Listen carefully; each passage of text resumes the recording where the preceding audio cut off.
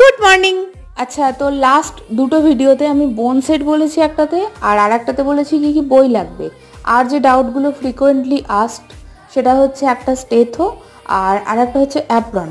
আচ্ছা, স্টেথোস্কোপ এবং রিভারক্সি স্পিগমোম্যানোমিটার এগুলো কিন্তু ফার্স্ট ইয়ারেই লাগে, কারণ ব্লাড প্রেশারটা ফিজিওলজিতে ফার্স্ট ইয়ারেই মাপতে শেখানো হয় এবং এটা জানাটা আমার মনে হয় প্রচণ্ড প্রয়োজন।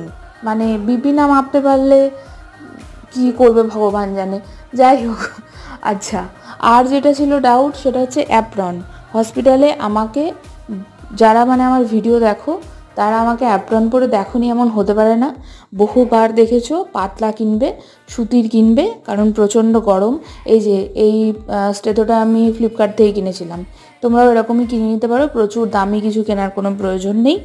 ঠিক আছে, অল দ্য বেস্ট, বাই।